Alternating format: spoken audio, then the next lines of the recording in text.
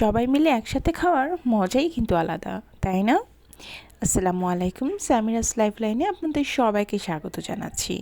বন্ধুরা, ছেলের এক্সামের লাস্ট দিন, মানে লাস্ট পরীক্ষার দিন, সব বন্ধুরা মিলে ভাবলাম ওদেরকে একসাথে নাস্তা করাই। তো যে কথা সেই কাজ, আমরা সবাই মিলে সকালে নাস্তা করব বলে একটি রেস্টুরেন্টে গেলাম। তো সেখানকার এনভায়রনমেন্টটা এত ভালো লাগলো, তাদের ডেকোরেশন তো অনেক সুন্দর। চারপাশের যে এনভায়রনমেন্ট প্লাস বসার জায়গা সব কিছু ছিল খোলামেলা এবং বেশ বড় স্পেসের।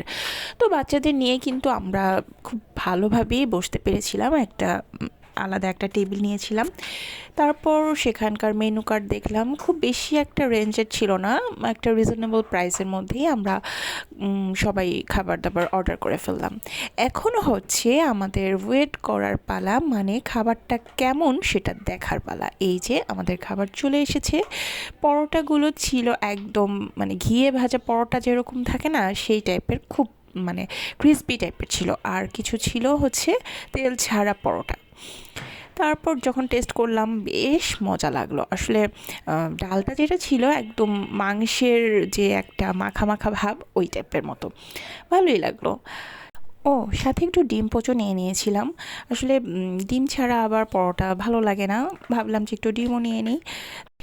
তারপর সব বান্ধবীরা মিলে জমিয়ে আড্ডা দিলাম আর এই মজার মজার খাবারগুলো খেলাম। আসলে গল্পগুজব করতে করতে এরকম মজার মজার খাবার খাওয়ার মজাই কিন্তু আলাদা, তাই না? তো নাস্তা তো খেলাম, এবার চা খাওয়ার পালা। চায়ের অর্ডার করলাম, চা দিয়ে পরোটা খাবো এরকম একটা ইচ্ছা, এই জন্যই একটু পরোটা রেখে দিয়েছি। তারপরে এই যে আমাদের চা চলে আসলো, চা দিয়ে পরোটা ছিঁড়ে খেলাম। এই খাবারটা কিন্তু অনেক আগে থেকে আমি খাই, আমি জানি না আপনারা কে কে পছন্দ করেন। আমি কিন্তু এটা খুব পছন্দ করি, প্রায় খাই এটা।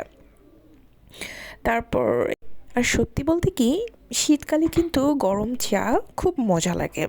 চাটাও বেশ মজা ছিল, খুব মজা করে খেলাম।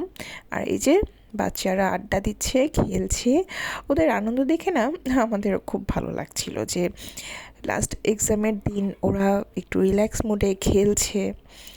আর এরই মধ্যে পুরো রেস্টুরেন্টটা একটু ঘুরে দেখলাম, চারপাশে খুব সুন্দর সুন্দর এক একটা খাবারের ছবি দিয়ে, মানে ছবি আঁকানো, খুব সুন্দর লাগছিল।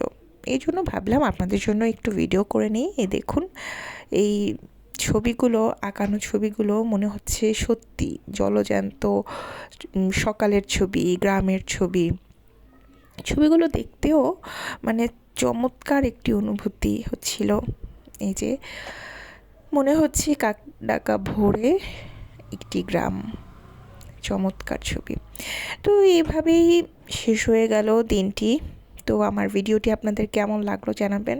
আজ এই পর্যন্তই। আল্লাহ হাফেজ।